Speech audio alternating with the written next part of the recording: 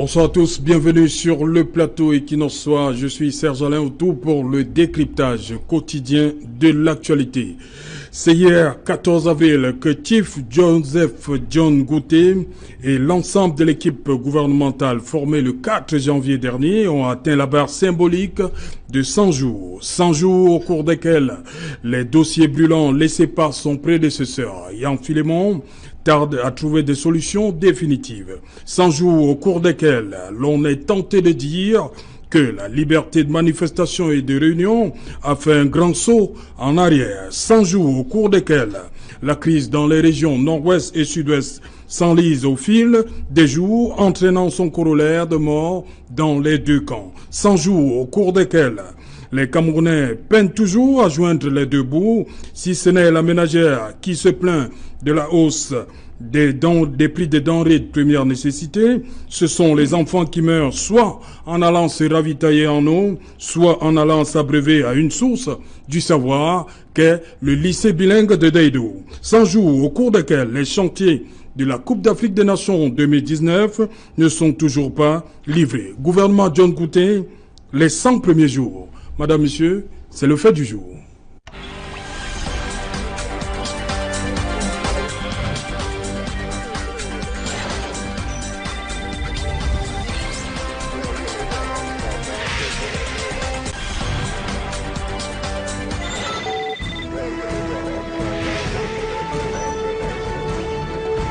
Gouvernement John Gouté, les 100 premiers jours. Pour en parler, je suis en plateau ce soir avec Jean-Baptiste Ketchaken. Bonsoir Jean-Baptiste et bienvenue. Bonsoir, merci d'avoir invité le Maïdem à votre débat. Voilà, vous êtes secrétaire à l'organisation justement du mouvement africain pour la nouvelle indépendance et la démocratie. C'est cela. Voilà, bienvenue sur le plateau. En face de vous, Maître Paul Payéré. Bonsoir Maître. Bonsoir Serge, bonsoir téléspectateurs.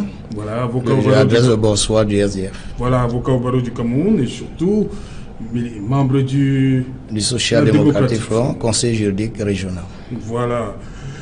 Marcus Mandeki Moumban, bonsoir. Bonsoir Serge Outou, bonsoir à vos nombreuses auditrices et nombreux téléspectateurs autant pour moi et nombreuses téléspectatrices de plus en plus nombreux à écouter ce programme qui est un véritable rendez-vous pour ceux qui suivent de très près l'actualité socio-économique et politique de notre pays. C'est un plaisir pour l'AFP de pouvoir être représenté ici et nous espérons qu'avec les autres panélistes, nous apporterons un certain nombre de solutions, de propositions et de critiques sur la gestion de notre pays, notamment sur les 100 jours qu'ont déjà passé le Premier ministre et ses ministres au gouvernement. Voilà, vous avez parlé de l'AFP, Alliance des forces progressistes, mais aussi dans le civil, vous êtes conseiller en communication et marketing développement. Bien évidemment, c'est ça. Voilà, bienvenue sur le plateau. Merci. Guy Hervé Fongan, bonsoir.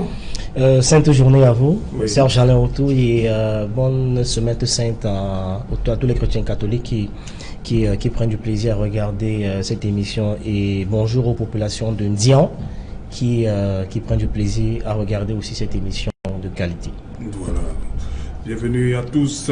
Jean-Baptiste, je commence avec vous. Lorsque vous regardez, vous scrutez comme ça les 100 premiers jours de Joseph John Gouté, à côté de, vous avez sûrement vu aussi, les premiers pas de Yann Philémon, ou bien les derniers jours de Yann Philémon. Est-ce qu'on s'inscrit dans une espèce de rupture?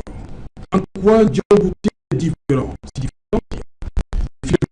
C'est difficile de le dire, parce que le gouvernement qui fonctionne depuis de nombreuses années a ses habitudes, il a ses règles de fonctionnement.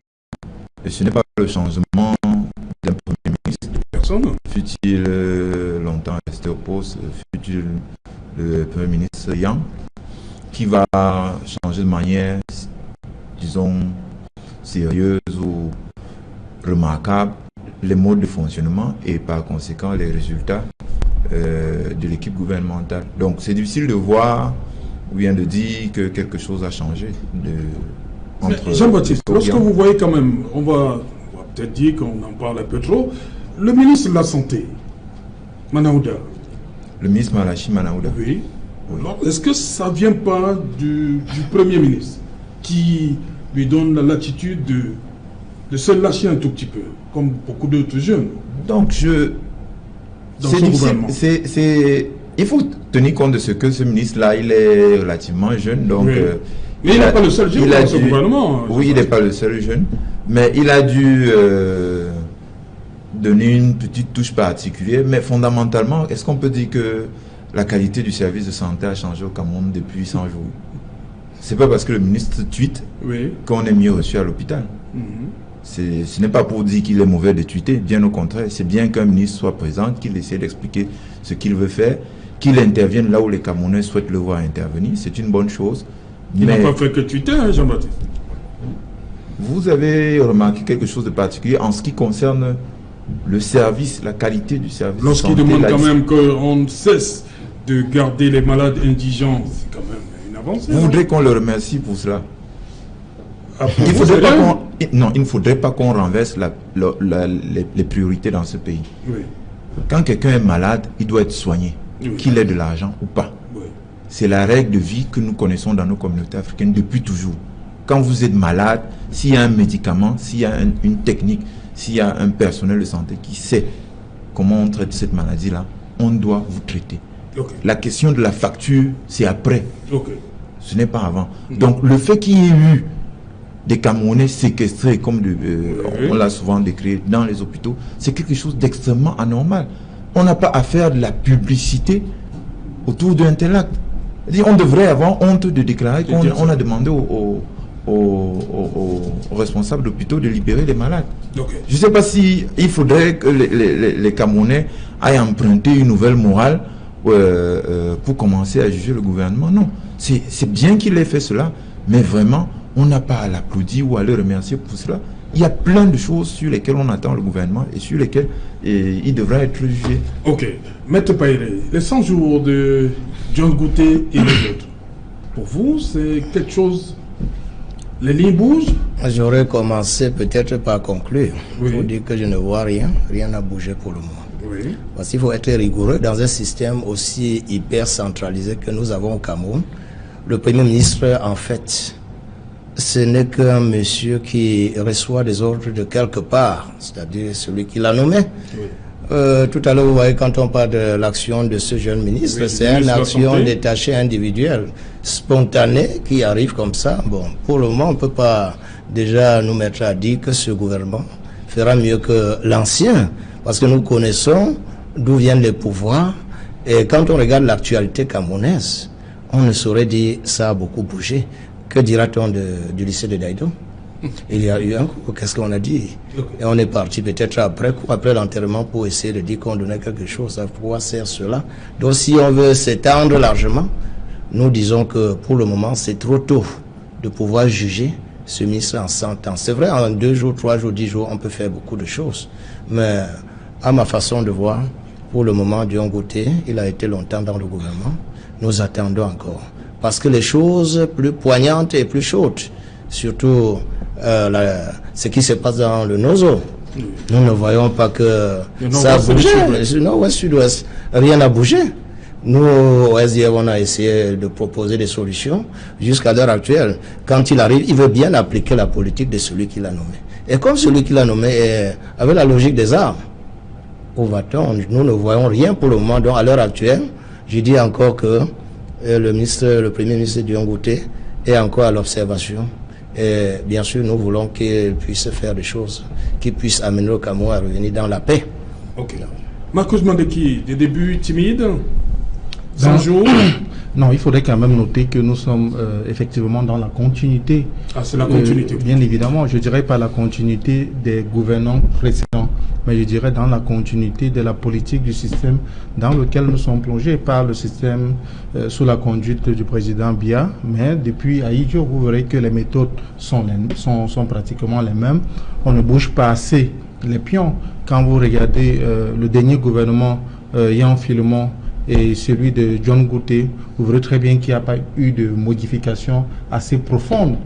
Vous regardez les ministères un peu clés, vous verrez que ce sont les mêmes. Vous verrez même qu'il y en a qui ont eu des résultats pour le peuple négatifs, mais qui ont été promus. Donc on peut dire que les attentes, moi je regrette un peu que Maître Païré puisse avoir des attentes face à ce gouvernement. Non, on a pratiquement rien à attendre. Les choses ne vont pas bouger. Parce que si le président voudrait que les lignes bougent, je crois qu'il aurait posé un certain nombre d'actes. Si le Premier ministre avait reçu des instructions de faire bouger des lignes, il aurait posé un certain nombre d'actes. Parce que vous savez très bien que nous sommes secoués aujourd'hui par deux grosses crises. La première, c'est la crise socio-économique. La seconde, c'est la crise politique, avec les institutions démocratiques qui sont absentes, avec un déficit de lois électorales qui ne sont pas démocratiques. Donc vous voyez très bien qu'il y aurait eu des actions fortes que nous aurons pu apprécier. Par exemple, pourquoi pas que les forces politiques et sociales se retrouvent autour d'une table avec le chef du gouvernement pour pouvoir discuter d'un certain nombre de choses, notamment les crises au nord-ouest et au sud-ouest. Et vous savez très bien qu'à l'AFP, nous avons mis ces éléments-là parmi nos priorités. La résolution de la crise au nord-ouest, la modification des lois électorales. Parce que vous savez, oui, le code électoral et les CAM, et même pour aller un peu plus loin, la Cour suprême ainsi que le Conseil constitutionnel, parce que vous savez, ces deux organes juridiques-là jouent des rôles assez importants dans le processus électoral. Donc, il faut aller en profondeur et nous aurons attendu que le Premier ministre prenne un certain nombre de dispositions. On peut parler sur le plan économique. On a vu que le Premier ministre est arrivé à Douala peut-être une seule fois. Il n'a pas eu des rencontres assez profondes avec les organisations patronales. On peut citer le JICAM, et le JICAM qui a reçu tout récemment une crise énorme parce que l'un de ses membres a été contraint de quitter cette organisation-là suite à une affaire de dénonciation de ces produits. On a le ECAM qui est une autre organisation patronale. On a peut-être le MECAM qui est peut-être une organisation fictive de nom, mais sans véritable contenu. Donc on aurait dû attendre le Premier ministre sur des actions fortes, sur un certain nombre de résolutions des difficultés qui sont le nôtre. Vous avez énuméré quelques-unes. Le panier de la ménagère, chez moi je fais le marché. Quand je vais au marché Double Balle à Bepanda ou au marché de Bonamou Sadi ou alors au marché de Makepe Misoka, qui sont tous dans l'arrondissement de Douala 5e où je suis candidat à l'élection municipale pour cette année. Vous voyez très bien qu'on a toujours un certain nombre de difficultés à pouvoir apporter un satisfecit dans notre panier. Donc c'est extrêmement compliqué. On peut regarder au niveau des infrastructures routières. C'est compliqué. Ceux qui vivent dans la ville de Douala, ceux qui partent de Yaoundé pour Douala savent qu'à partir de Yassa, pour se retrouver peut-être dans la zone Bassa ou dans la zone de Villa Ndokpassi, c'est tout un chemin de combattants. Donc il faut des solutions assez fortes et pour cela, il faudrait beaucoup plus associer pas seulement les acteurs politiques, mais des technocrates. On a des Camerounais qui sont ici sur place, certains qui sont au sein de la diaspora, qui sont disposés à pouvoir apporter leur expertise afin que notre pays puisse enfin, nous l'espérons, décoller. Et aussi associer, pourquoi pas, les acteurs politiques qui ne partagent pas la même vision que nous, parce que nul n'a le monopole du patriotisme. Chacun dans son petit coin a quelque chose de positif qu'il pourrait apporter en termes d'idées, en termes de propositions et même en termes de critiques, parce qu'il ne faudrait pas évacuer très rapidement les critiques objectives qui sont faites par les acteurs, les entrepreneurs politiques qui ne partagent pas la vision du gouvernement. Merci. Guy Hervé Fongan, je veux qu'on reste un peu sur la crise anglophone. Depuis que le président Biya est là, il a eu 3 premiers ministres francophones, Belrouba Maïgari, Ayan Luc, et le dernier en date, c'était Sadou Ayatou. Depuis là, c'est les anglophones. Et la crise couvre depuis 2016. Un anglophone était là pendant la crise. On a eu un autre qui est arrivé en 2019. Est-ce que sur ce plan-là, on s'attendait peut-être à quelque chose, que les lignes bougent sur le plan de la résolution de cette crise anglophone? Est-ce que John Goudé est l'homme de la situation, selon vous? Enfin, je ne veux pas dire comme les autres qu'il ne fallait rien attendre de John Goudé. Au contre, je pense qu'il ne faut pas laisser jeter le bébé avec l'eau du bain. Moi, j'attendais beaucoup de choses de ce Premier ministre-là. D'ailleurs, je continue d'en attendre. Parce qu'il faut quand même rappeler aux gens qu'avant d'être nommé Premier ministre, John Gote était, avant d'y arriver, était ministre était chargé du Commonwealth pour la présidence de la République. C'est-à-dire qu'il était un des leviers essentiels de la négociation qui se passait entre l'État du Cameroun et les nombreux groupes de personnes organisées dans la diaspora. Donc il était l'interlocuteur majeur. À partir de ce moment-là, je m'attendais à son arrivée, au moins que les choses se tassent. Lui qui, pendant plusieurs années, a été au carrefour même des différents échanges entre l'État du Cameroun et ses diasporains qui, pour la plupart, alimentent la crise anglophone. Le fait qu'il a la présomption de les connaître mieux que nous tous, aurait permis à ce que les choses se tassent. Donc moi j'attendais que son arrivée puisse calmer les choses. Donc ça n'a pas été ça malheureusement. Donc je suis un peu déçu parce qu'on observe aujourd'hui on est obligé de constater. Est-ce qu'il n'est pas victime, Guillaume? On est obligé de constater que les choses vont que quelques jours avant sa nomination, son domicile dans son village à la veille.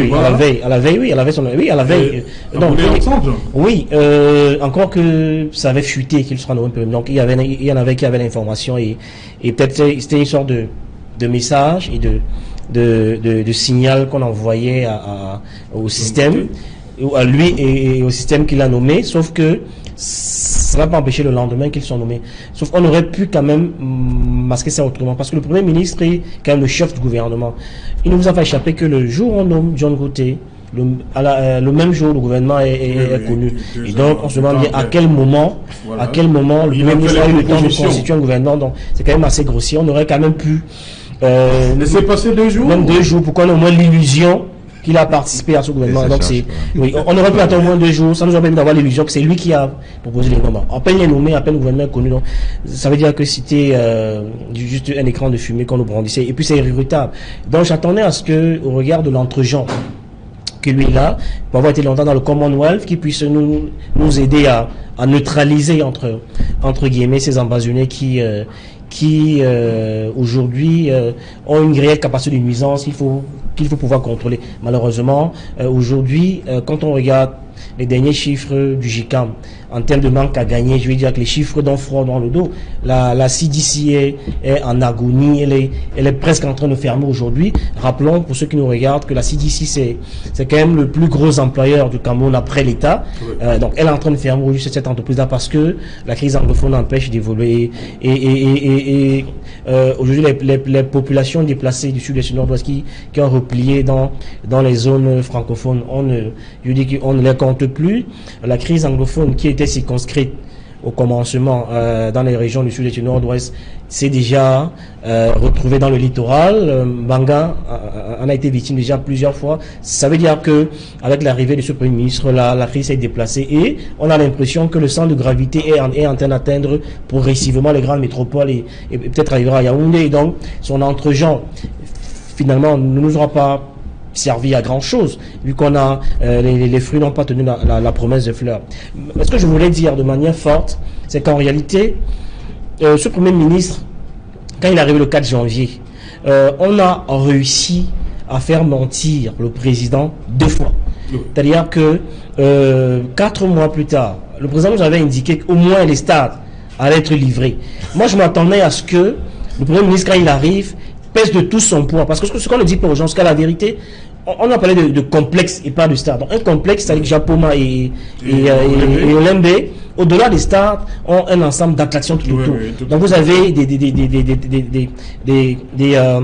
des hôtels qui sont construits, un hôtel, vous avez des piscines qui vont être construites et plein d'autres, des terrains de tennis tout autour. Sauf que même le stade en lui-même, le simple stade, n'a pas été livré à temps. Vous voyez que pour nous autres, parlez du 31 mars. Le 31 mars. Pour nous autres qui pensons que le président, c'est une institution qui est sacrée, et pour moi, un président ne ment pas. Il ne ment pas, il dit les choses qui doivent être faites. Mais aujourd'hui, au moins est-ce que cet engagement-là, il aurait pris cet engagement ferme, que les complexes soient au moins livrés. On est sorti le 31 mars. Aucun stade n'a été livré. Ne serait-ce que les stades, ne parlons pas des complexes. Ça veut dire que c'est un double C'est la faute à Dion Goté? Non, pas à lui, mais en tant que chef de gouvernement, au moins il aurait au moins, vous savez, quand on abat un animal, au moins avant de mourir, il donne quand même quelques signaux de survie. De survie. Sauf qu'on aurait aimé le voir se battre sur le terrain, faire bouger les lignes, c'est pas mal à la limite, essayer de sanctionner les gens, et, même sanctionner les gens de manière réelle, sauf que les chantiers ont été carrément arrêtés. À Yaoundé, même le stade qui porte le nom. Vous imaginez à quel niveau on a atteint ce que j'appelle souvent l'aristocratie de la nonchalance.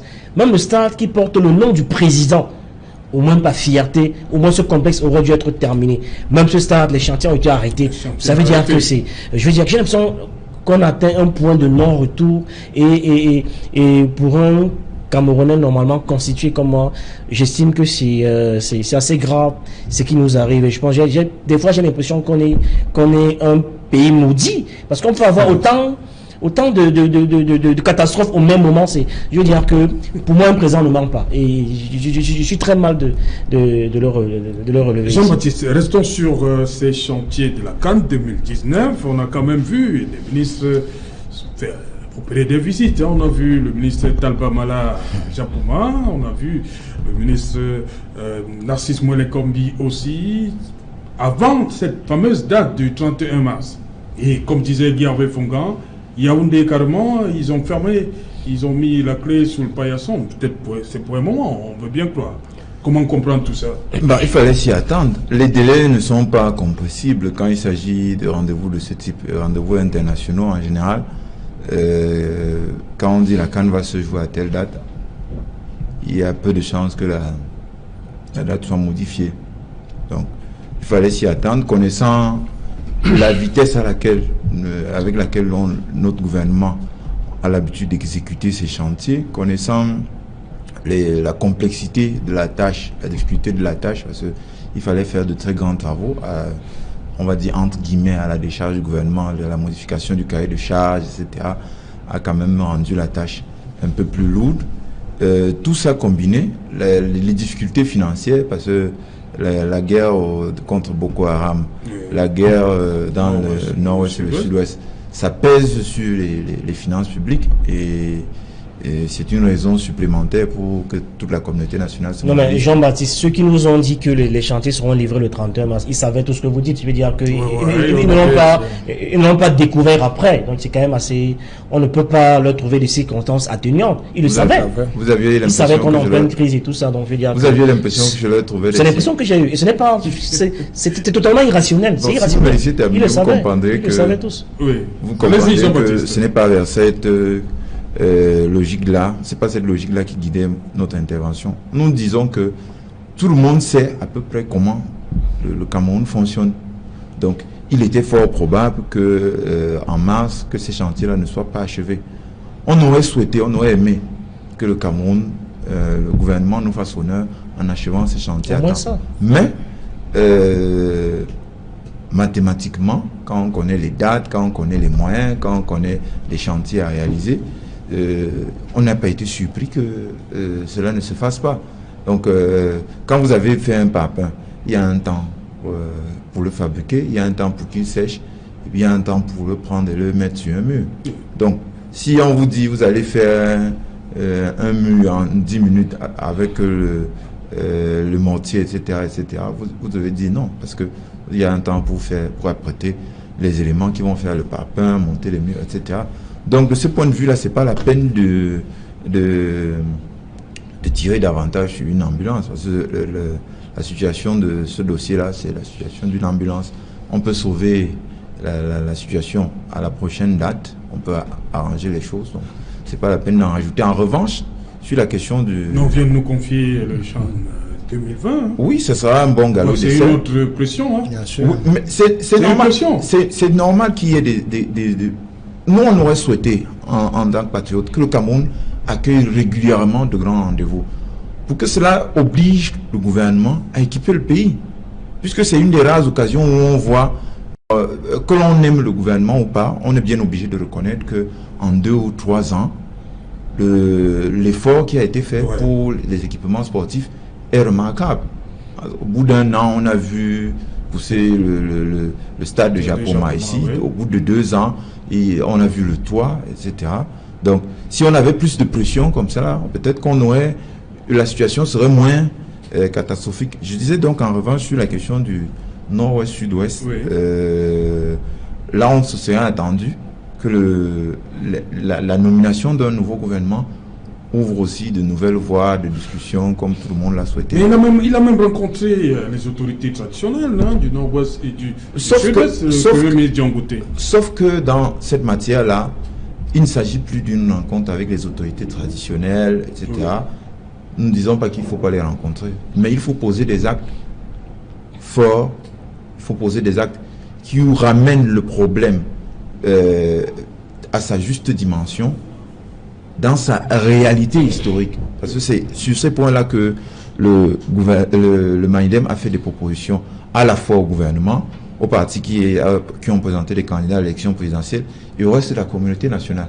Parce que la crise du nord-ouest et du sud-ouest, contrairement à ce que beaucoup ont dit, ce n'est pas une affaire qui est au niveau du gouvernement. Parce qu'en face aujourd'hui, on a 2 forces.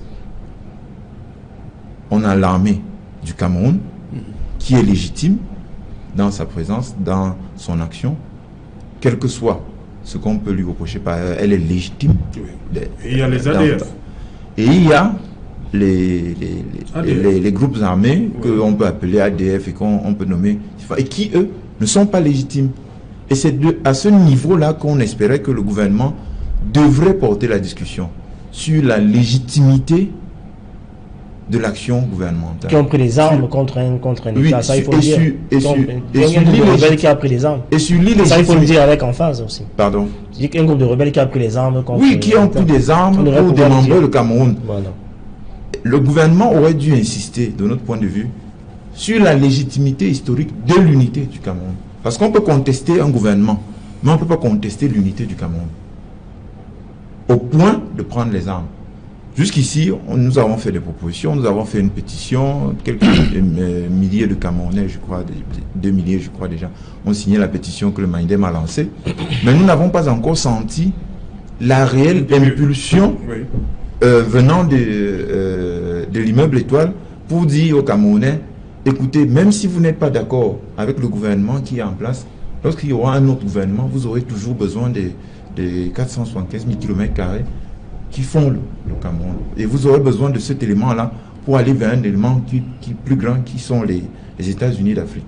Donc, c'est sur ce point-là, je pensais que votre débat pouvait nous permettre de mettre l'accent sur ce problème numéro 1, parce que les autres questions, ce que le président Biya demande au gouvernement de faire, c'est dans son programme de campagne, ou bien c'est dans les directives qui donnent au gouvernement. Les questions comme la vie quotidienne, etc., etc., toutes ces questions-là, face à la question du NOSO, sont, non pas, je ne dirais pas secondaires, mais elles passent après, parce que c'est la résolution de la crise du Nord-Ouest Sud-Ouest qui va permettre de revenir à la vie normale et de s'attaquer à nouveau aux problèmes fondamentaux.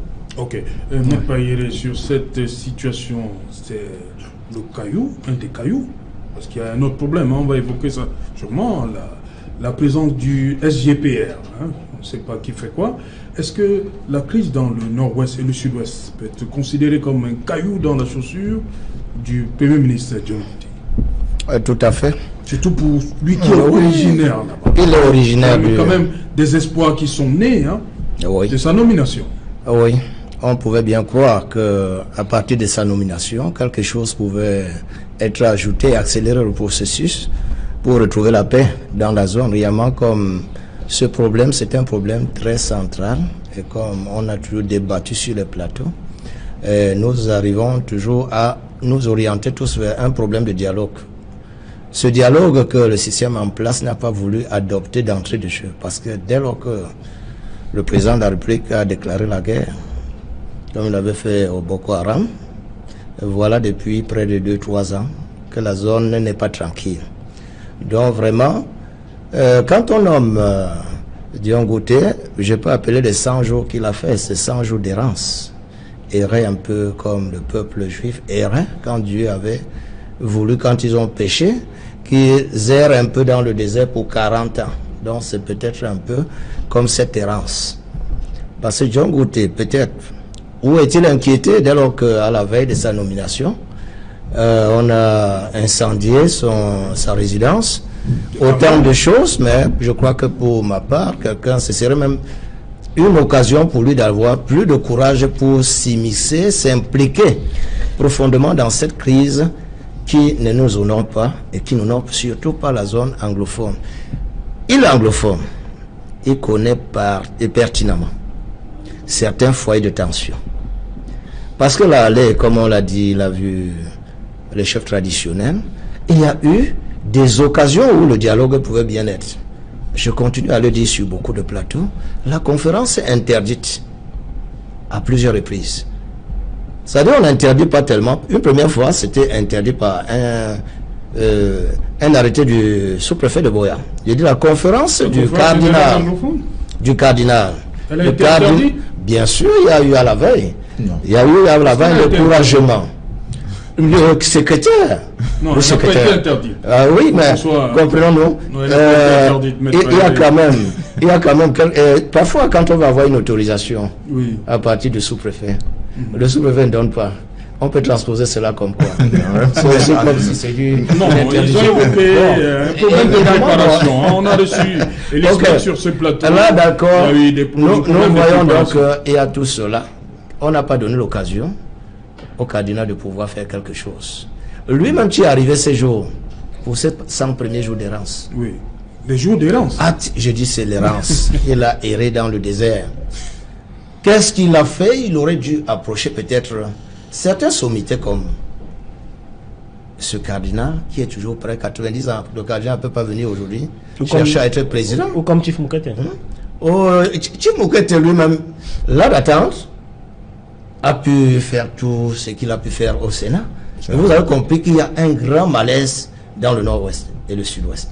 Et comme nous, au SDF, on a toujours parlé, c'est le système hyper centralisé camerounais qui pose tous ces problèmes. Quand la Constitution de 96 a parlé de la décentralisation, on n'a pas pu aller. Mais on vient avec une décentralisation à la tête de laquelle on aura les gouverneurs, les préfets. Nous, au SDF, on a dit vraiment tout ce problème pour que le Cameroun soit bien dirigé, il faudrait un État fédéral. Okay. Et vous voyez au fur et à mesure que le temps passe, la raison est donnée au SDF. Voilà, Moukete. Pourquoi il ne rejoint pas le... Non mais attendons voir. On ne sait pas encore. Ah bon? Nous ne sommes pas comme un certain parti où quand quelqu'un démissionne pour venir, on fait la grande publicité. Peut-être l'envoi. Je ne le dis pas. Non, c'est pas attendons sérieux. voir. Donc qu'est-ce qui n'est pas sérieux? Comment vous m'interpellez pour dire qu'il vient? Pourquoi il ne vient pas? Parce qu'il a pu dénoncer quelque chose qui ne tient pas au Cameroun. Forcément, il doit venir au SDF, non? Maître, si vous permettez. Non, je ne permets pas. Je crois que celui qui permet, c'est... J'avais encore ma parole. Je sais pas si je peux terminez donc, maître. Non, je dis que vraiment, à ce niveau, tellement le système est mauvais. Et quand il est arrivé, il allait s'attaquer de front, comme on le dit, pour essayer d'atténuer, parce que là, on ne parle plus tellement, mais il y a toujours des morts. Nous vivons ces situations parce que je suis membre d'une zone frontalière, je suis de Bagam, à côté de Baligam. Tout le monde s'est déporté dans la zone à Bagam. Et les maisons ne chôment plus. Il faudrait les maisons abandonnées. Vous croyez tout ça? Quand des trucs pareils sont si graves, un premier ministre qui arrive, de surcroît, c'était un francophone, on allait dire qu'il erre d'une manière raisonnable et fondée. Mais il est là, il connaît bien toutes les populations et la plupart de ceux qui sont ces ambazonniers. Parce qu'à un certain moment, on se dit toujours, le gouvernement a eu à un certain moment dit on va négocier, on va dialoguer avec qui? Comme si ces ambazonniers ou autres n'étaient pas des personnes humaines. Je dis toujours quelque part même à l'extérieur, il y a eu des cas où le gouvernement s'est trouvé obligé de négocier avec des FARC. En Colombie. Et on a retrouvé la paix. Ok. Marcus Mandeki, cette situation, l'arrivée de John Gouté à la tête du gouvernement, on s'attendait à ce que les lits bougent au niveau de la crise dans le nord-ouest et le sud-ouest. Ce n'est toujours pas le cas. Il faudrait noter que le Premier ministre coordonne l'action gouvernementale et s'assure de l'applicabilité de la vision du président de la République. Oui. Donc, il ne peut pas poser des actes en solo pour pouvoir faire du one-man show, comme on a vu le ministre de la Santé, c'était du one-man show. Mais c'était du one-man show. Des actions sans productivité, sans impact assez visible. Donc, pour revenir à votre préoccupation, cette crise aurait pu être une opportunité pour le Premier ministre de démontrer aux Camerounais, au-delà de l'illégitimité du président de la République par qui vient sa nomination, il aurait pu sortir du cancan gouvernemental pour poser des actes forts, c'est-à-dire pour rencontrer un certain nombre de leaders. Parce que vous savez, moi, ça me fait un peu rire lorsqu'on dit que certains Camerounais ont pris des armes contre la République. Moi, nous ne faisons pas cette analyse de cette façon. Vous savez, nous sommes plus ou moins des parents ici. Quand votre enfant pleure, il peut casser un verre parce qu'il est fâché. Mais ne regardez pas le fait pour lui d'avoir cassé le verre. Pourquoi est-ce qu'il a cassé le verre? Peut-être parce que vous ne lui avez pas donné à manger. Peut-être parce que vous ne l'avez pas vêtu. Peut-être parce que vous ne vous êtes pas occupé de sa scolarité. Peut-être qu'il avait des soucis sur le plan de la santé et vous ne l'avez pas amené dans un centre pour qu'il puisse avoir des soins appropriés. Il se fâche, il pose des actions condamnables, je peux le dire, c'est vrai. Mais ce que vous devez faire en tant que parent, c'est déjà de trouver un certain nombre de solutions aux conséquences des causes qui ont été les siennes pour pouvoir poser cet acte-là. Ceux qui sont aujourd'hui, entre guillemets, pour la sécession, ne l'étaient pas il y a quelques mois. C'était des Camerounais dans un sens plein qui aimaient leur pays. C'était peut-être des fédéralistes comme nous, parce que jusqu'aujourd'hui, nous pensons que...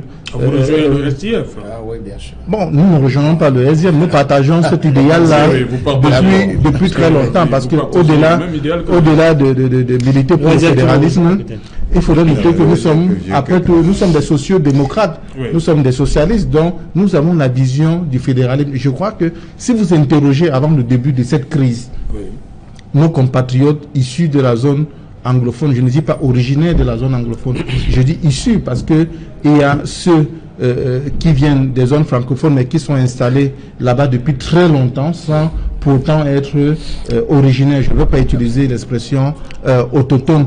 Militaient beaucoup pour le fédéralisme. Mais notre gouvernement a réussi à radicaliser certains qui étaient même des modérés, à les transformer en séparatistes en quelque sorte. Mais nous disons, il n'est jamais tard. Même lorsque vous discutez avec un extrémiste, il faut trouver des solutions. Pourquoi est-ce qu'il est fâché? Pourquoi il en est arrivé là? Si vous commencez déjà à apporter un début de solution sur les raisons qui l'ont poussé à se radicaliser, je crois que volontairement lui-même va... On parlait des négociations que nous avons eues au Cameroun.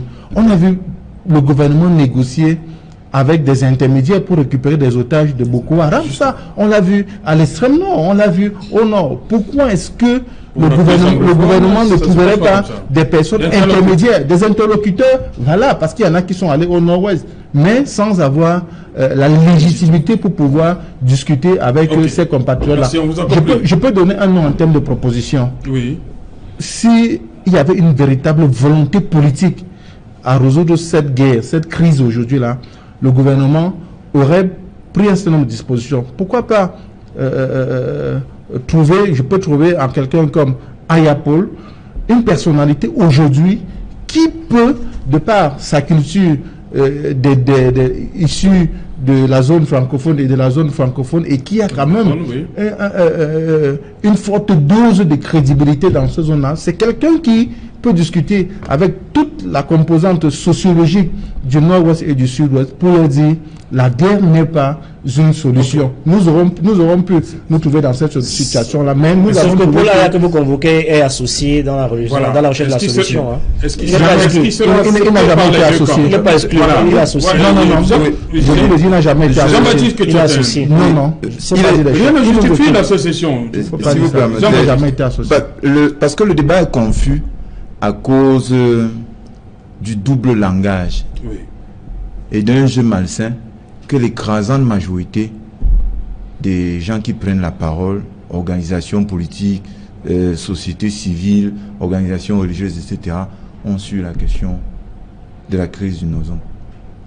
Remarquez bien, M. Moukete, M. Froundi, M. le candidat que l'AFP a présenté, M. Mouna, presque tous ces gens-là, ils vous disent, oui, il faudrait le fédéralisme, oui, il faudrait dialoguer. Mais ils ne vous disent pas d'où est venu le problème. Hein? C'est ça aussi. Ils vous disent qu'en 2006, il y a eu des manifestations et l'armée a tiré. Comme si la crise anglophone... 2016. En 2016, merci. Oui. Il y a eu des manifestations et l'armée a tiré. Des revendications corporatistes. Oui. Ils présentent le problème sous un faux angle pour donner de fausses solutions. Et ça aussi, ça contribue à faire perdurer la crise. Nous, au Mandem, on a eu le courage de dénoncer ces gens depuis que la crise a commencé. Messieurs du SDF, de l'AFP et des autres partis, nous vous le redisons. On ne peut pas tromper le peuple tout le temps avec des solutions pareilles. Vous dites qu'il faut dialoguer avec les sécessionnistes. Et on va dialoguer de quoi? Est-ce qu'on cherche à voir les causes du mal? Je vais vous donner les causes. Mais avant, je souhaitais vous parler tout à l'heure, vous ne savez pas de quoi? Non, dites-nous pas les causes. Mais dès qu'il y a une opportunité pour avoir les causes, on va vous donner les causes, monsieur. On va vous donner les causes. Vous avez représenté. Vous représentez bien le RDPC ici, parce que je sens votre. Non. Permettez que je vous. Non, bon, s'il vous plaît. Permettez que je réponde, monsieur Taïré. Monsieur, tout à l'heure, oui, on peut se retrouver, mais pas pour les mêmes raisons. Permettez que je vous réponde. Le SDF, monsieur, vous permettez, puisque vous n'avez pas venu, vous n'avez pas voulu répondre, permettez que je vous réponde. Oui. Le SDF est né avec un tel projet. Oui, à l'origine, les gens qui ont créé le SDF, c'était la question anglophone. Et ce n'est pas un hasard si les gens qui faisaient les réunions, l'essentiel des gens qui faisaient les réunions pour créer le SDF, le Study Group 89, c'était des cadres, des gens qui représentaient l'élite anglophone. Vous le savez très bien. On le sait, je le sais. Donc ils sont partis sur l'idée que le mécontentement anglophone doit être instrumentalisé. Et ça continue jusqu'aujourd'hui, en parlant de fédéralisme. Monsieur, le Nigeria voisin, c'est un État fédéral. Voilà. Vous ne pouvez pas me dire que ce pays-là fonctionne mieux que des États qui ne sont pas fédéraux. C'est la première puissance économique. Je vous permets de répondre après, parce que quand vous parlez, je ne vous ai pas interrompu. D'accord, allez-y. Le Nigeria connaît les mêmes problèmes que le Cameroun, et parfois même pire, parce que c'est du Nigeria qu'est partie la crise de Boko Haram. Les questions sécessionnistes existent au Nigeria et ont déjà fait des guerres qui ont causé des millions de morts. Jusqu'aujourd'hui, il y a, permettez, jusqu'aujourd'hui, il y a un mouvement sécessionniste chez nos voisins dans le sud du Nigeria. Donc, donner aux gens l'idée, le fantasme que le fédéralisme serait la solution à tout, c'est faux. Ce qui pose problème dans ce... Non, ce n'est pas ça. Permettez que je termine. Vous aurez le temps de répondre. Ce qui pose problème dans ce... Ça fait 30 minutes que vous parlez. Monsieur, un peu de politesse. Ce qui pose problème dans ce schéma-ci, c'est que tous les acteurs qui interviennent là sont les acteurs qui ont créé la crise anglophone. Ce sont les acteurs qui ont accepté de jouer le jeu des colons. Et quand je dis cela, M. Moukete est très bien placé pour comprendre de quoi on est en train de parler. Parce que si la réunification a été faite contre l'intérêt des populations de la zone dite anglophone et de la zone dite francophone, ce n'est pas la faute des Camerounais. C'est la faute du gouvernement d'Aïdjo, c'est la faute du gouvernement de Fontia et de Mouna. Et ce sont les héritiers d'Aïdjo, que sont M. Biya, ce sont les héritiers de Mouna, que sont M. Biya, ce sont les héritiers de Fontia, que M. Biya est, comme M. Moukete est, comme M. le candidat Akiri Mouna, comme Foundi est, qui sont aujourd'hui en train de nous mener dans le comment on va appeler ça? Vous voulez dire que c'est le SDF qui crée? Je vous ai cité des éléments pour vous dire que on ne peut pas en même temps, vouloir faire croire aux Camerounais que 72, c'est de là qu'est produit le parti, le problème, que les soi-disant accords de Fumban ont été violés, et ne pas rappeler que de 61 à 2016, quand la crise a éclaté en querelle violente, jamais, au grand jamais, les soi-disant élites anglophones les gens qui parlent aujourd'hui de fédéralisme n'ont protesté. Jamais. Ouais, mais, alors, sur quel point est-ce que... me fait peur? Ça ne nous fait pas peur. Nous, on dit que ce n'est que... C'est le mot pour masquer la réalité de la situation. Je voulais simplement rapidement observer trois choses. La première, pour dire que contrairement à l'idée qui semble prospérer ici de laisser croire que Mouna, Ayabine, Moukete sont le problème et non la solution. Ouais. Je voulais quand même dire qu'on est en pleine semaine sainte et chez les catholiques, il y a ce qu'on appelle la confession. Donc il y a même le chemin de Damas, c'est-à-dire qu'on peut à un moment donné de sa vie réaliser qu'on s'est trompé et puis revenir à la raison. Donc c'est pas interdit, c'est pas impossible. Donc on peut leur accorder ce souci de recherche de la vérité. Donc rapidement, deuxième chose pour dire que vous savez la condition de la crise. Non, je finis. Le journal, je vous en prie. Bonsoir Cédric Noufélé. Bonsoir Serge Alain, bonsoir à vos invités. Voilà, le 20h, c'est dans un instant, Cédric, au menu ce soir. 5 jours après la mise en place du gouvernement John Gouté, la crise anglophone s'enlise toujours, avec des chiffres inquiétants révélés par le Bureau des Nations Unies en charge des affaires humanitaires. Plus de 6500 personnes sont confrontées à l'insécurité alimentaire sévère dans ces deux régions du Cameroun, et environ 5000 enfants déscolarisés, séparés de leurs familles et qui ont un besoin urgent d'assistance. Mais cependant, les Nations Unies n'ont réussi qu'à collecter 38% des fonds dont ils ont besoin pour apporter une assistance humanitaire à ces Camerounais déplacés des régions anglophones. Dans un tel contexte, vous suivrez dans le journal de 20h comment les propos de Faune Victor Moukete suscitent un malaise dans les rangs du parti au pouvoir. Des hommes politiques du RDPC, ceux de l'opposition et des analystes politiques estiment que la situation est assez grave et critiquent le gouvernement dans sa gestion et son attitude vis-à-vis de la crise anglophone qui dure depuis près de 3 ans. Et nous parlerons également ce soir dans le journal de 20h de cette volonté des autorités administratives de sensibiliser les jeunes élèves sur la violence en milieu scolaire. Au-delà des discours, quelles mesures de sécurité pour lutter contre la violence en milieu scolaire? Nous en parlerons dans le journal de 20h. Serge Alain. Voilà, merci Cédric Noufélé. Vous allez développer pour nous tous ces titres dans un instant dans le 20h. Quant à moi, je vous retrouve tout de suite après pour Equinoxe Soir, deuxième partie, le temps du débrief, toujours en compagnie de nos 4 invités. Place tout de suite, madame, monsieur, à la pause. Journal. Continue de faire autant jaser. Oui, je veux dire que dans les sciences de l'information et de la communication, on enseigne que le message c'est le médium. Oui.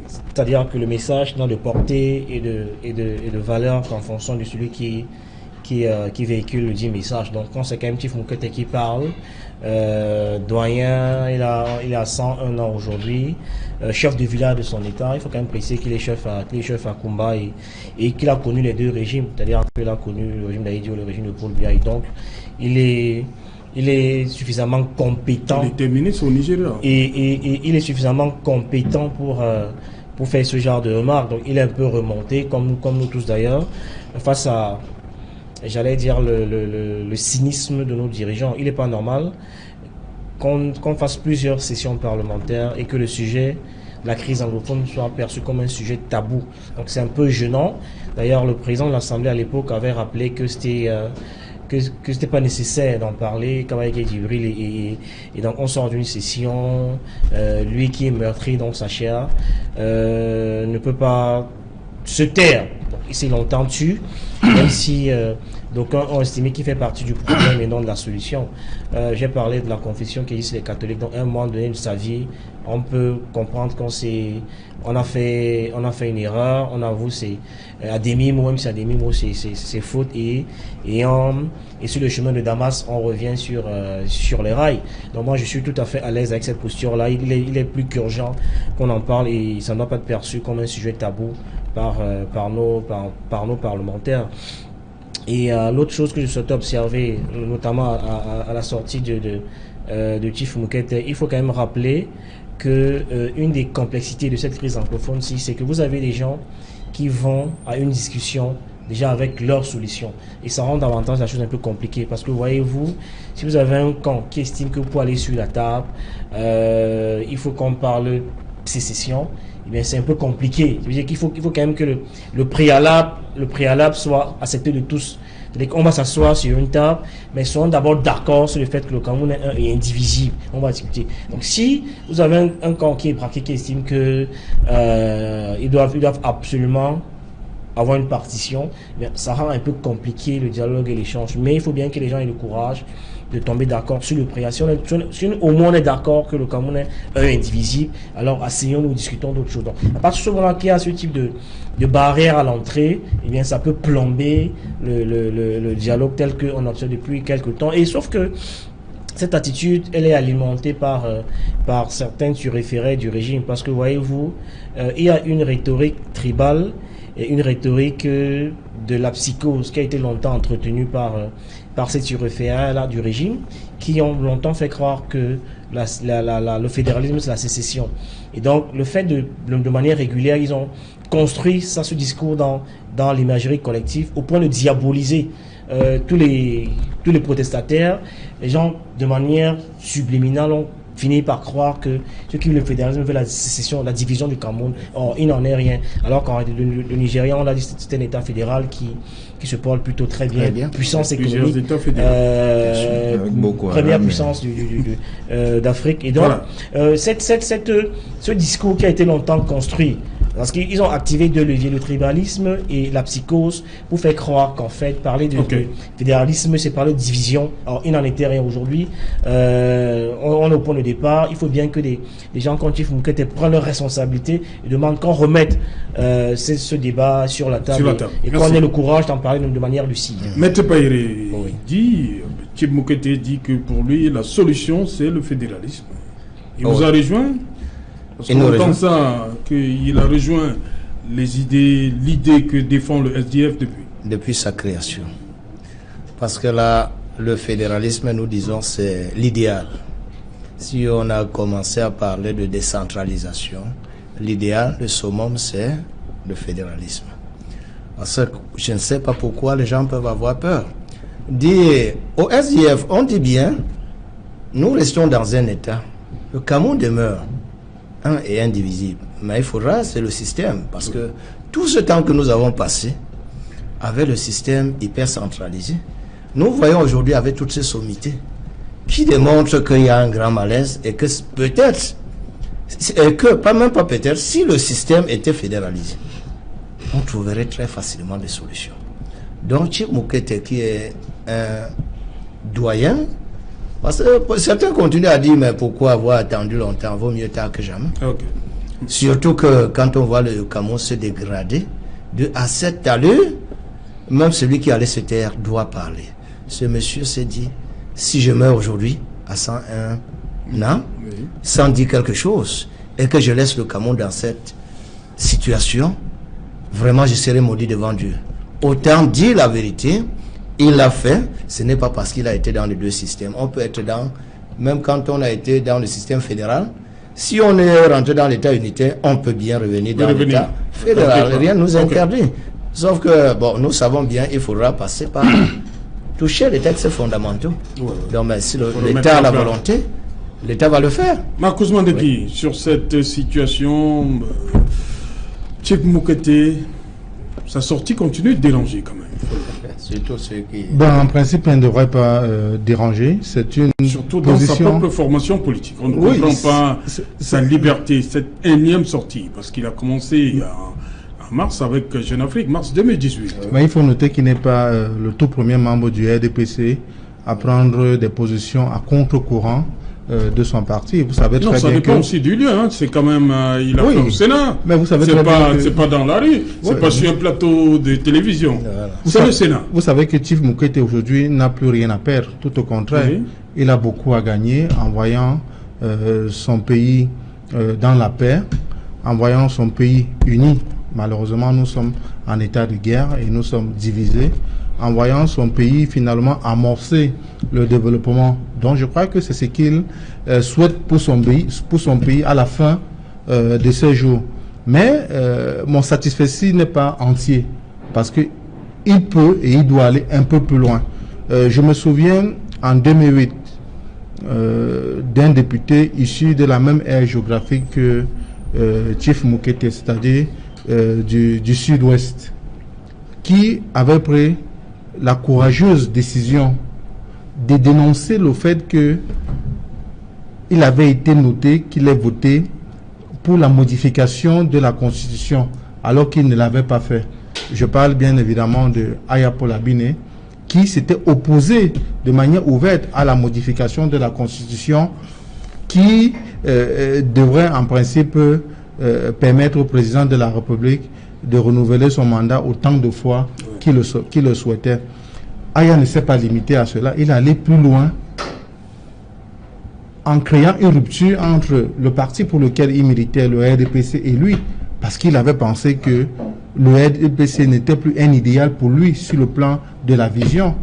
Et Aya aujourd'hui est un fédéraliste, c'est quelqu'un qui milite entièrement pour le fédéralisme. Donc, Chief Mokete, sa position est appréciable, mais je dis, s'il voudrait davantage que les gens gardent un souvenir assez positif de sa personnalité, il faudrait qu'il prenne à témoin l'opinion nationale en décidant de se séparer de sa famille politique qui, en vérité, ne l'est plus aujourd'hui. Parce que le RDPC, c'est quoi? C'est le centralisme, c'est le régionalisme. C'est pas, on ne peut pas être dans un parti avec lequel on ne partage plus un certain nombre de convictions. Ce serait être pratiquement en contradiction envers nous-mêmes. Donc, nous saluons sa sortie et nous disons, s'il aime davantage ce pays, ça nous savons qu'il est un patriote déjà, il n'a qu'à aller un peu plus loin en rejoignant les compatriotes qui, depuis quelques années déjà, depuis 30 ans, 40 ans, 50 ans, se battent pour qu'un système nouveau puisse être érigé au Cameroun. Parce que les attentes, on parlait tout à l'heure du Premier ministre aujourd'hui, il faut savoir que ce n'est pas un problème d'homme. Que vous soyez ministre aujourd'hui, que vous soyez Premier ministre, vous n'avez pas la capacité de pouvoir apporter un souffle nouveau. Puisque vous êtes dans un système qui a fait de vous ce que vous êtes, vous ne pouvez pas être en contradiction avec lui. La meilleure manière de s'opposer à un système, la meilleure manière de dire que nous sommes en contradiction sur le plan de la vision avec un système, c'est de le quitter et c'est de le combattre sur le fond et dans la forme, bien évidemment. Ok, Jean-Baptiste, vous dites que Chief Mokete fait partie de... Non seulement pas dire le problème. Non. Ceux qui ont... Non seulement il fait partie... qui ont une responsabilité dans tout ce qui arrive. Non seulement il fait partie du problème, mais il l'aggrave. Il aggrave le problème. Oui, il l'aggrave. En ce sens que, vous connaissez, nous sommes dans une société où les notables sont recherchés, respectés. Oui. Quand vous avez son âge, parce que son âge est une circonstance aggravante. Beaucoup de gens ont dit, respecter son âge. Non. Quand on a cet âge-là, on ne parle pas. Monsieur, on a le devoir de dire la vérité. Okay. Et ce qu'il dit, ce n'est pas la vérité. Mais en même temps, Guy dit qu'à un moment de sa vie, peut-être lorsqu'on sent qu'on est en train de partir, qu'il est sur le chemin de Damas, pas du tout. Je ne vois pas ce qu'il a reconnu comme faute dans la démarche du système. Il dit le système a échoué. Il est doyen du Sénat et il dit le système a échoué. C'est quoi le système sinon ce qu'il est en train de faire là? Nous disons que ce qu'il dit n'est pas vrai. La vérité, c'est que le problème, c'est un problème de fond, pas de forme. La forme de l'État, le fédéralisme, la décentralisation, le centralisme, l'État jacobin, tout ça, ce n'est que la conséquence du fond. Quand on parle de fédérer, en réalité, c'est de réunir, mais dans un certain but, sur une certaine vision. Je vais prendre un exemple simple.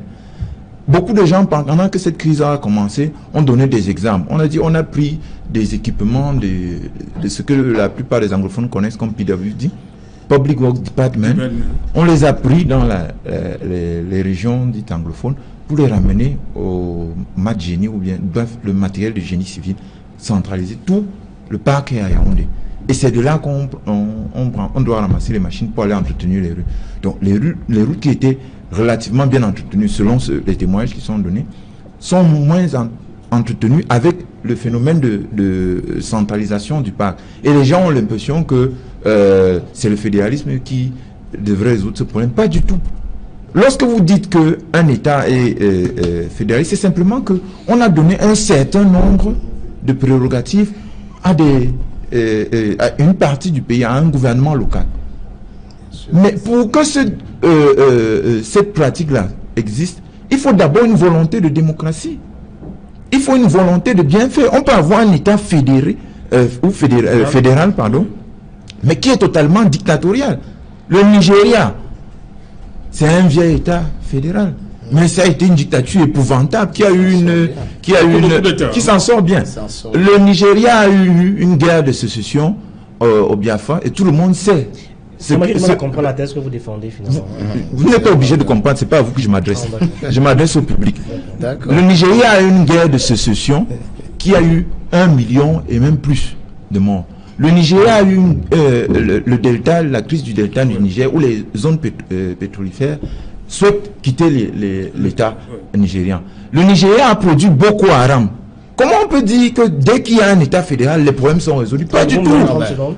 Juste 30 secondes, une phrase. Si vous permettez, allez-y. Non, pour dire, vous savez, dans une famille, parfois le chef de famille fait peur à tout le monde. Personne n'ose lui dire les choses en face telles qu'elles sont.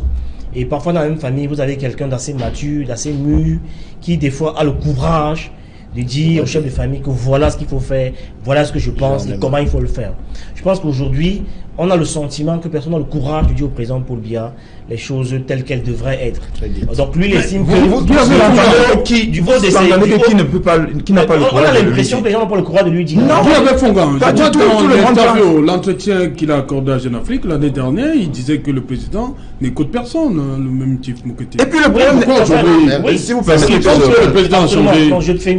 Oui, c'est vrai que le président écoute. Il a d'ailleurs continué en disant qu'il avait plus de facilité à rencontrer le président Idio que le président Biya, qui est quasiment inaccessible. Donc, et à côté de ça, vous avez l'impression que les gens ont peur.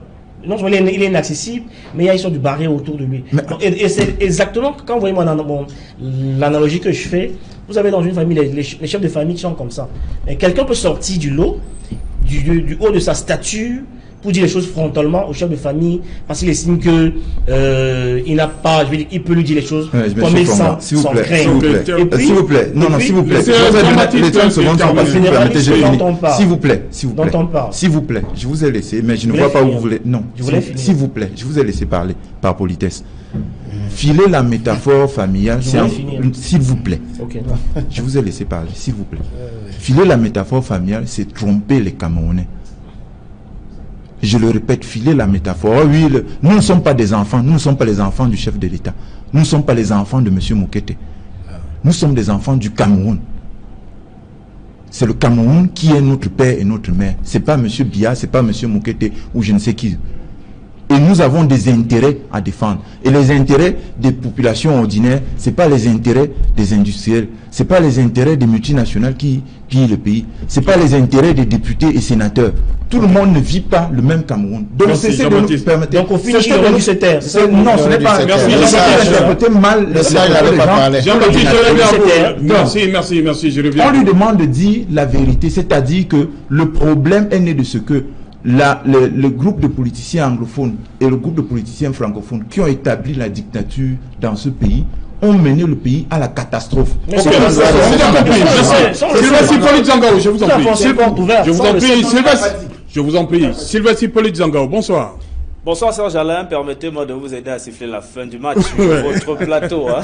Oui, allez-y, Sylvestre Hippolyte Zangao, 100% football dans un instant. Bien évidemment, 100% foot ce soir se consacre au tirage au sort de la phase finale de la CAN 2010. En tout cas, du premier tour, le Cameroun qui va faire des retrouvailles dans ce groupe F. Le Ghana et la Guinée-Bissau font partie des pays que le Cameroun va jouer en phase de poule, avec le Bénin qui signe son retour, une poule qui ne s'annonce pas du tout évident pour les lions indomptables du Cameroun, tellement des adversaires qui ont à cœur de prendre leur revanche. Le Cameroun qui a battu par exemple la Guinée-Bissau en phase de poule lors de la CAN gabonaise et le Ghana en demi-finale, une pilule qui n'a toujours pas été avalé par l'équipe ghanéenne. On verra bien ce qui se passera du côté de l'Égypte au mois de juin prochain. Nous allons donc faire une analyse et un décryptage complet des différentes poules constituées vendredi dernier lors de ce tirage au sort avec le pays hôte, l'Égypte, qui ouvre le bal le 21 juin prochain contre le Zimbabwe, qui fait également son grand retour dans le grand concert des nations africaines de football. Le bilan de la 15e journée de championnat de Ligue 1, la 13e journée de Ligue 2 qui est en fait la vente l'avant-dernière journée avant la dernière qui se disputera dans quelques jours. Des nouvelles également de l'équipe nationale des moins de 17 ans qui a remporté son match ce jour, match de la Coupe d'Afrique des Nations. On en reparlera dans cette édition de 100% Foot avec deux techniciens de football chevronnés. D'abord Alexandre Belibi qui est le coach de Bamboutos de Bouda, club qu'il a réussi à qualifier au play-off du championnat de Ligue 2. Bamboutos veut absolument scier son retour en Ligue 1 et l'autre invité, c'est notre consultant Clément Zeko, lui aussi entraîneur de football. Voilà, merci. Vous retrouvez dans un instant Sylvestre Hippolyte Zangaou dans 100% football tout de suite après Equinox Soir. Cher monsieur, je vous permets en quelques secondes de réagir sur la sortie. Il a fait sa rentrée en même temps que les élèves. Il était avec les élèves ce matin, le gouverneur de la région du littoral, Dieudonné Iva Adibois, qui annonce que le lycée bilingue de Deido, désormais sous haute surveillance. 30 secondes, vraiment on est arrivé au terme de l'émission. Qui veut prendre la parole en premier? Non, mais je dirais que c'est encore du folklore. Ah, du folklore? Mais bien sûr, nous sommes dans une ville où règne l'insécurité. Oui. Vous allez me dire, il y a donc pas vous ne que... voulez pas comprendre les mesures? Mais il n'y a pas que Deido. Quand vous dites que le lycée de Deido est sur haute surveillance... Mais c'est lui qui l'a dit dans le journal. Mais qu'est-ce qu'on fait des autres établissements scolaires? Oui. Alors, comme par exemple, nous avons des jeunes qui fument à 2 pas, qui prennent des drogues à 2 pas du lycée. Qu'est-ce qu'on fait des autres établissements à Bonabéry dans la Il faut généraliser la mesure. Bien évidemment, il faut prendre des dispositions de manière globale et impliquer pas seulement les forces de maintien de l'ordre, impliquer les magistrats municipaux, impliquer les chefs de quartier, impliquer les chefs de village, bref, impliquer même les parents dans une certaine mesure afin que la sécurité ne soit pas seulement assurée au niveau des établissements scolaires, mais également au niveau de la base, c'est-à-dire au niveau des familles. Ok. Maître Payere. Oui, je constate que dans cette histoire, les responsabilités sont partagées. Les parents même, parce que voyez-vous...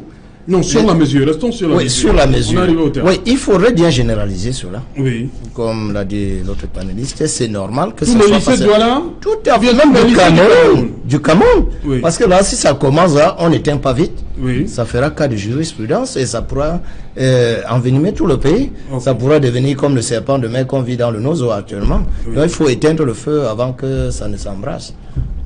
Jean-Baptiste? Non, il faut une fois de plus aller au fond du problème. Oui. C'est une question de difficulté des parents à éduquer leurs enfants. Ce sont des difficultés économiques, premièrement, et difficultés sociales. Lorsque nous avons un chômage endémique, nous avons une société très déséquilibrée, de plus en plus déséquilibrée, une société où les mauvais exemples sont célébrés. C'est entre guillemets à peu près normal que les enfants se comportent comme ça. Pour qu'il y ait la sécurité au lycée, il faut d'abord qu'il y ait de la sécurité à la maison. Il faut que les parents aient du travail, il faut que les parents aient un logement décent, ils aient les moyens de contrôler les enfants. Si moi j'ai pu bénéficier d'une certaine éducation, c'est parce que mon père a travaillé toute sa vie. Alors s'il y a de plus en plus de parents qui ne travaillent pas, qui n'ont pas les moyens de contrôler leurs enfants, ou bien qui peuvent éduquer les enfants en les laissant devant les téléviseurs, en n'ayant pas le temps de rentrer chez eux, en copiant de mauvais exemples. Ce ne sont pas seulement les enfants de pauvres qui vont dans les établissements avec les armes à feu, hein, Jean-Baptiste. Les enfants des riches. C'est exactement le contraire. Mais si vous regardez bien, oui. Si vous regardez bien, c'est que la plupart des parents nantis, mais les enfants... C'est pour ça que je vous ai donné plusieurs exemples. L'écrasante majorité du problème d'insécurité chez nous est liée à la difficulté de vivre. Okay. Et ensuite, il y a les gens qui prennent de mauvais exemples parce que c'est le mauvais exemple chez nous qui est célébré. Quelqu'un qui a réussi pense qu'il faut laisser les enfants faire n'importe quoi. Oui, rapidement.